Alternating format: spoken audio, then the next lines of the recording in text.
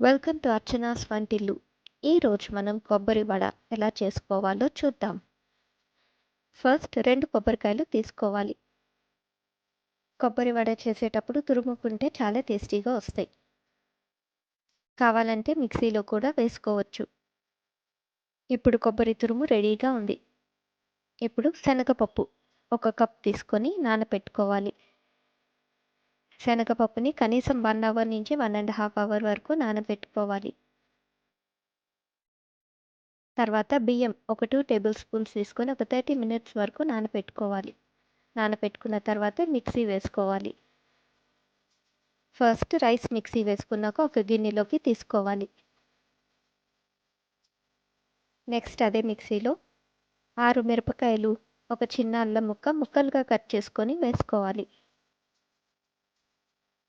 తర్వాత 1 tea spoon జీలకర్ర వేసుకోవాలి. నెక్స్ట్ ½ టీ స్పూన్ పసుపు వేసుకోవాలి. ఇప్పుడు వీటన్నిటిని మిక్సీ వేసుకోవాలి. మిక్సీ వేసుకున్నాక ఆల్రెడీ మనం బియ్యం పిండి వేసుకున్న గిన్నెలోకి వేసుకోవాలి. తర్వాత ఆల్రెడీ మనం నానబెట్టి పెట్టుకున్న శనగపప్పుని మిక్సీ వేసుకొని ఇట్లా పేస్ట్ లాగా చేసుకోవాలి. శనగపప్పు గ్రైండ్ చేసేటప్పుడు వాటర్ యాడ్ చేసుకొని అవసరం లేదు.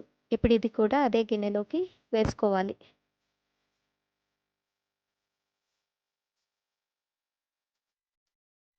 తర్వాత ఒక 5 లవంగాలు, ఒక 2 ఇంచెస్ వరకు దాల్చిన చెక్క వేసుకొని పౌడర్ చేసి అదే మిశ్రమంలో యాడ్ చేసుకోవాలి. నెక్స్ట్ ఆల్రెడీ మనం గ్రేట్ చేసి పెట్టుకున్న కోకోనట్ కూడా ఆ గిన్నెలోనే వేసేసుకోవాలి.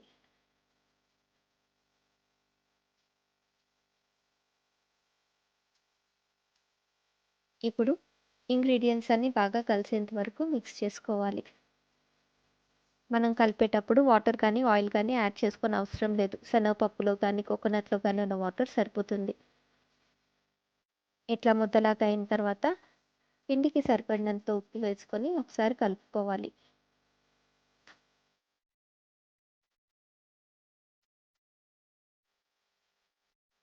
ఇప్పుడు కొంచెం కొంచెం పిండిని తీసుకొని ఇట్లా రౌండ్గా చేసుకోవాలి.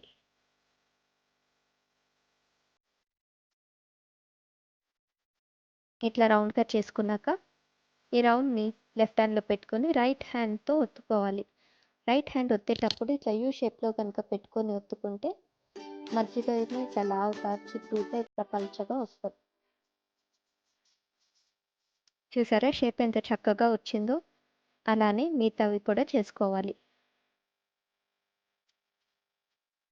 అలానే ఇంకో రౌండ్ కూడా చేసుకొని లెఫ్ట్ హ్యాండ్లో పెట్టుకొని రైట్ హ్యాండ్ ఇట్లాగే యూ షేప్లో పెట్టుకొని ఇట్లా ఒత్తుకుంటూ ఉండాలి. గట్టిగా ఒత్తితే ఇరిగిపోతాయి, నెమ్మదిగా ఒత్తుకుంటూ ఉండాలి. ఇప్పుడు మనకి కొబ్బరి వడ రెడీ అయ్యింది. ఇప్పుడు వీటిని డీప్ ఫ్రై చేసుకోవాలి.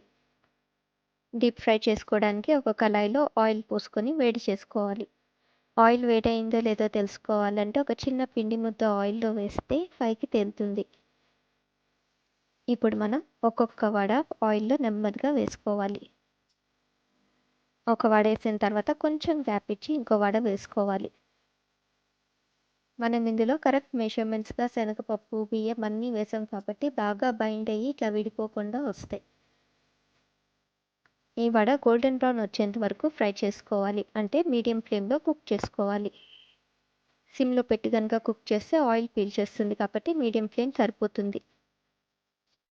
అదే హై ఫ్లేమ్లో కనుక కుక్ చేస్తే బయట బ్రౌన్ కలర్ ముందే వచ్చేస్తుంది, లోపల ఉడకకుండా ఉంటుంది.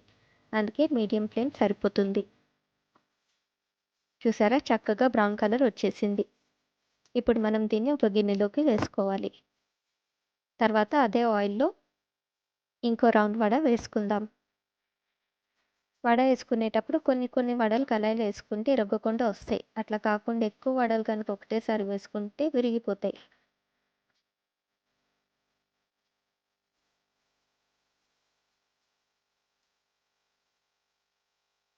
ఇప్పుడు మనం సెకండ్ రౌండ్ వడలు కూడా వేసేసుకున్నాం. ఇప్పుడు ఈ వడలు కూడా బ్రౌన్ కలర్ వచ్చేంత వరకు అటు ఇటు ఫ్రై చేసుకొని బౌల్లోకి తీసుకోవాలి. ఇది కోకోనట్తో చేసిన రెసిపీ కాబట్టి పిల్లలు కూడా చాలా ఇష్టంగా తింటారు. ఇప్పుడు వడ బ్రౌన్ కలర్ వచ్చేసింది కాబట్టి దీన్ని మనం సర్వింగ్ ప్లేట్లోకి తీసుకుందాం. ఈ వడని వేడివేడిగా సర్వ్ చేస్తే చాలా బాగుంటుంది. పిల్లలకి ఇచ్చేటప్పుడు టమాటో కెచప్ వేస్తే వాళ్ళు చాలా ఇష్టంగా తింటారు. మరి మీరు కూడా ఈ హెల్తీ రెసిపీని మీ ఇంట్లో ట్రై చేసుకోండి. మరి ఇలాంటి మంచి మంచి రెసిపీస్ని మిస్ అవ్వకుండా ఉండాలి అంటే అర్చనాస్ వంటిల్లుని లైక్, షేర్ అండ్ సబ్స్క్రైబ్ చేసుకోండి.